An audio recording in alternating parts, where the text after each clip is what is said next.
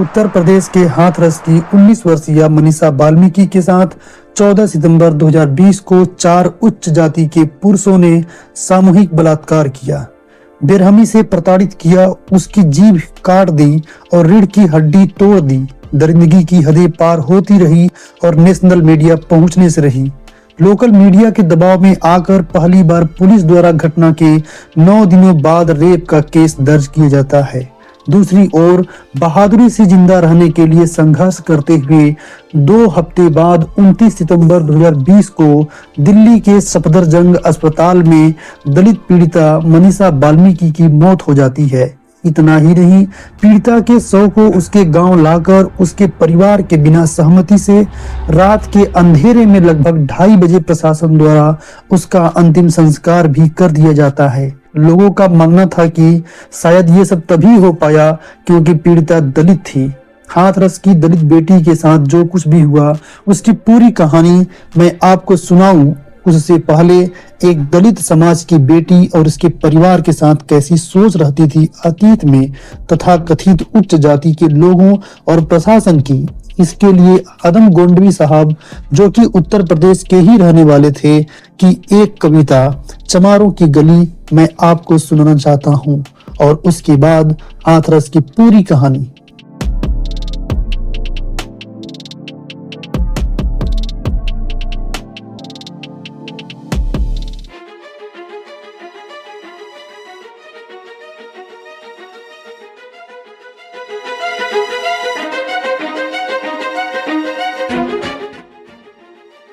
आइए महसूस करिए जिंदगी की ताप को, मैं चमारों की गली तक ले चलूंगा आपको।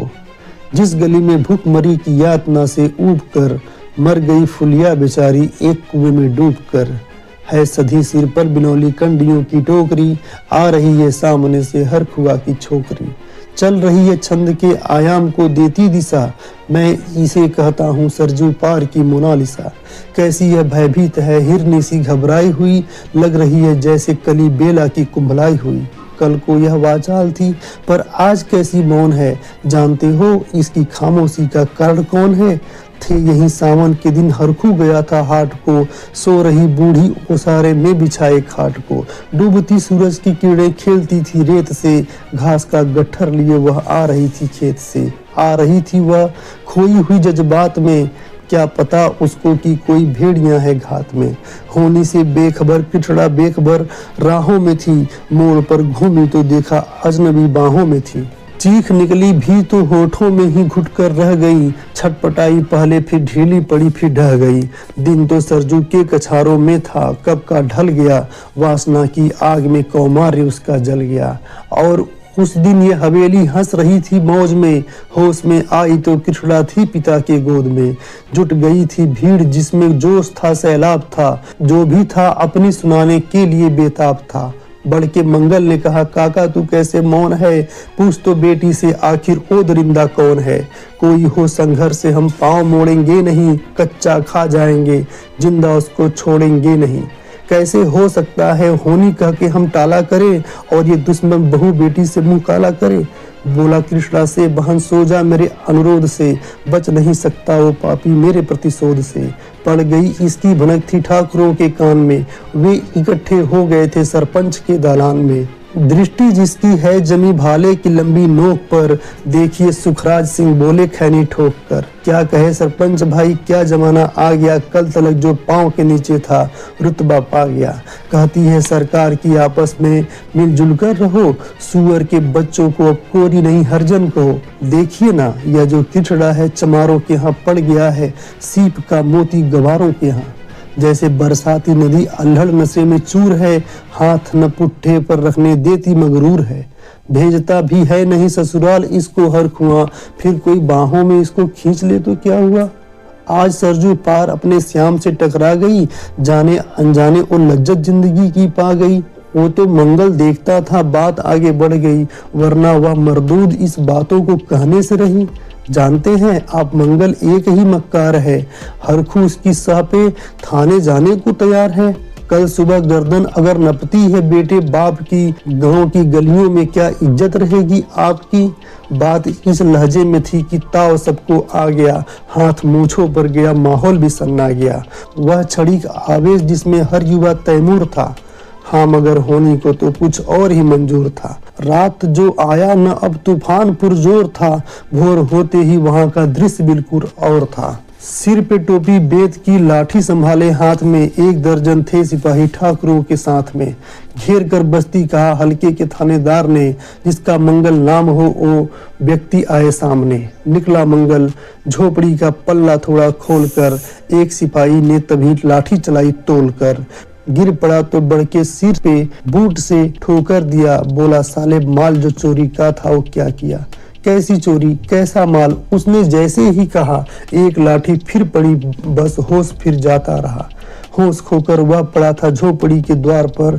ठाकुरों से फिर दरोगा ने कहा ललकार कर, मेरा मुंह क्या देखते हो, इसके मुंह पर थूक दो, आग लाओ और इसकी झोपड़ी भी फूंक दो। और फिर प्रतिशोध की आंधी वहां चलने लगी, बेसहारा निर्बलों की झोपड़ी जलने लगी। दुधमुआ बच्चा और बुढ़ा जो वहां खेरे में था, वह अभागा दिन हिंसक भीड़ के घेरे में था। घर को जलते देखकर वे होश को खोने लगे, कुछ तो मन ही मन मगर कुछ जोर से रोने लगे। कह दो इन कुत्तों के पिल्लों से कि घबराए नहीं, हुक्म जब तक मैं न दूं कोई कहीं जाए नहीं। यह दरोगा जी थे, मुंह से शब्द झरते फूल से आ रहे थे, ठेलते लोगों को अपने रूल से। फिर दहाड़े इनको डंडों से सुधारा जाएगा, ठाकुरों से जो भी टकराया वो मारा जाएगा। एक सिपाही ने कहा साइकिल किधर को मोड़ दे, होश में आया नहीं मंगल कहो तो छोड़ दे। बोला थानेदार मुर्गे की तरह मत बांक दो, होश में आया नहीं तो लाठियों पर टांग लो। ये कहते हैं कि ठाकुरों से उलझना खेल है, ऐसे पाजी का ठिकाना घर नहीं जेल है। पूछते रहते हैं मुझसे लोग अक्सर यह सवाल, कैसा है कहिए न सरजू पार की कृष्णा का हाल। उनकी उत्सुकता को, शहरी नग्नता के ज्वार को, सड़ रहे जनतंत्र के मक्कार पैरोकार को, धर्म संस्कृति और नैतिकता के ठेकेदार को, प्रांत के मंत्रीगणों और केंद्र की सरकार को मैं निमंत्रण दे रहा हूँ, आए मेरे गांव में तट पे, नदियों के घर अमराइयों की छांव में। गांव जिसमें आज पांचाली उड़ाड़ी जा रही है, या अहिंसा की जहां पर नथ उतारी जा रही है। तरसते कितने ही मंगल लंगोटी के लिए, बेचती है जिस्म कृष्णा आज रोटी के लिए। साथियों, आदम गोंडवी जी की कविता चमारों की गली काफी भावुक कर देने वाली कविता थी। आप अंदाज लगा चुके होंगे कि किस तरह की सड़ी हुई सामाजिक और प्रशासनिक व्यवस्था रही होगी अतीत में। छी, बदबू आती है ऐसी सोच रखने वाले तथाकथित उच्च जाति के लोगों से, और इसी सोच को और नंगा कर दिया गया मनीषा वाल्मीकि के केस में। आते हैं पूरी कहानी की तरफ। उत्तर प्रदेश में स्थित हाथरस के बुराड़ी गांव की 19 वर्षीय दलित लड़की, जिसका नाम मनीषा वाल्मीकि था, 14 सितंबर 2020 की सुबह वह अपनी मां के साथ खेत में काम करने जाती है। उसकी मां किसी और काम से खेत से पहले ही घर आ गई थी और बेटी मनीषा वाल्मीकि खेत में अकेली ही काम करती रही। तभी एक लड़का अपने 3 साथियों के साथ आता है। तीनों साथी कुछ दूर पर ही रुक जाते हैं और एक उस दलित बेटी के पास आता है। बताया जाता है कि सभी चारों लड़के उच्च जाति के थे। पहले आए हुए लड़के ने लड़की को पकड़कर खींचते हुए खेत के ही दूसरे कोने पर ले जाने लगा। लड़की के न जाने और विरोध करने पर उसके 3 और साथी जो दूर थे वो भी आ गए और चारों ने लड़की को घसीटते हुए जहां वह काम कर रही थी वहां से दूर ले गए और उसके साथ काफी मारपीट करते हुए सभी ने गैंगरेप किया। लड़की जब चिल्लाने लगी तो उसके ही दुपट्टे से गला दबाकर जान से मारने की कोशिश की। जब सभी को लगा कि अब उसकी जान जा चुकी है तो सभी वहां से फरार हो गए। काफी देर बीत जाने के बाद भी लड़की वापस घर नहीं आती है तो उसकी मां खेत की तरफ दोबारा जाती है और खोजबीन करने लगती है। काफी समय बाद देखती है कि उसकी बेटी खेत में बेसुध पड़ी थी।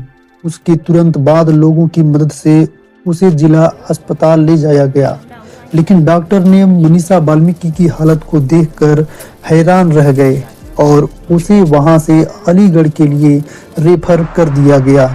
अलीगढ़ जाने के बाद उसे एडमिट तो कर लिया गया, लेकिन वहां भी उसकी हालत में सुधार नहीं हो रहा था। उसकी रीढ़ की हड्डी टूट गई थी, सिर पर गंभीर चोट थे और उसकी जीभ कटी थी। हालांकि जीभ कटने के बारे में डॉक्टरों का तर्क था कि हो सकता है कि वो घटना के समय लगातार चिल्ला रही हो, तो दोषियों ने चिल्लाते वक्त ही उसके मुंह पर हमला किया हो और उसके ही दांतों उसका जीभ कट गया हो। लेकिन जो भी हो, अलीगढ़ में भी हालत में सुधार नहीं हो रहा था।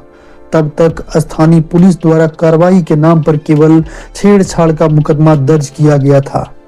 जैसे जैसे लड़की की हालत बद से बदतर होती जा रही थी, वैसे वैसे पुलिस के ऊपर स्थानीय मीडिया का दबाव भी बढ़ता जा रहा था और लड़की के बयान के अनुसार घटना के लगभग 9 दिनों बाद पुलिस ने रेप का मुकदमा लिखा और चारों आरोपियों को दोषी बनाया गया। बेहतर इलाज हेतु मनीषा को दिल्ली के सफदरजंग अस्पताल में ले जाया गया।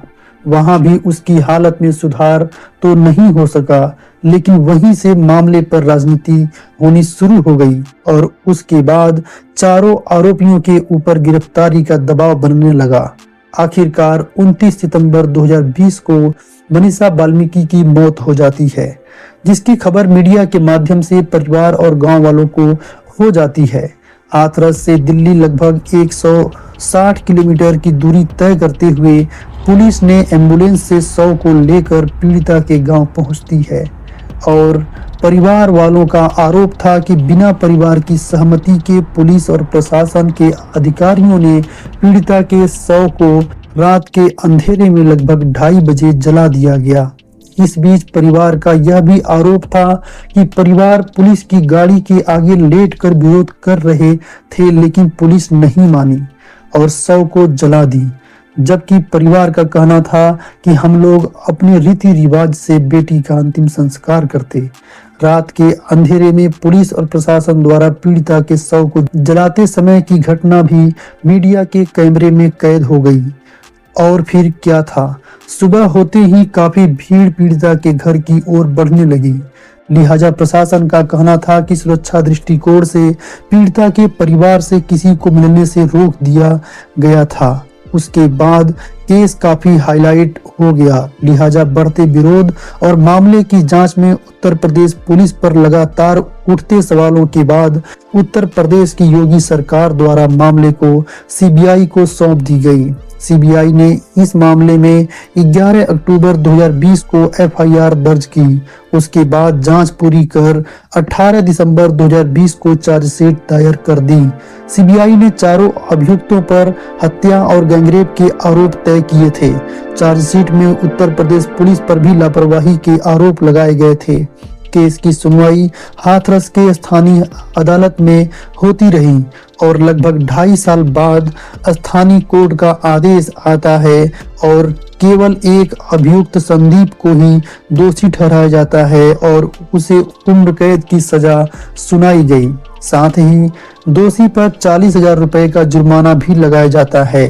स्थानीय कोर्ट के आदेशानुसार इस मामले में रेप के आरोप साबित ही नहीं हो सका और 3 अन्य आरोपियों को बरी कर दिया गया। स्थानीय कोर्ट के इस आदेश से पीड़ित पक्ष संतुष्ट नहीं दिखे। परिवार का मानना था कि बेटी के साथ गैंगरेप हुआ था, लेकिन बाकी आरोपी बच निकले।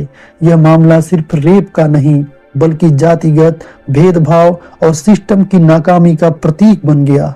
लोगों का प्रश्न था कि अगर यह किसी अमीर परिवार की बेटी होती तो क्या पुलिस ऐसे ही रात के अंधेरे में बिना परिवार की सहमति से जला देती। लोगों द्वारा सरकार पर भी आरोप लगाया गया कि पूरे केस में सरकार ने सच्चाई छिपाने की कोशिश की। मनीषा की मां कहती रही कि मुझे सिर्फ इंसाफ चाहिए, मेरी बेटी के कातिलों को फांसी दो। और आज भी हर साल जब वो दिन आता है तो पीड़िता की मां उसी खेत में जाकर बैठ जाती है जहां उसकी बेटी के साथ दरिंदगी की गई थी। ये मामला काफी संवेदनशील है। यदि आप वीडियो को पूरा देखकर यहाँ तक पहुँचे हैं तो अंत में अपनी राय कमेंट सेक्शन में ज़रूर दें। और हाँ, ऐसे ही किसी और गंभीर मुद्दे पर आने वाली हमारी अगली वीडियो की नोटिफिकेशन के लिए चैनल को लाइक, शेयर और सब्सक्राइब करना ना भूलें। धन्यवाद।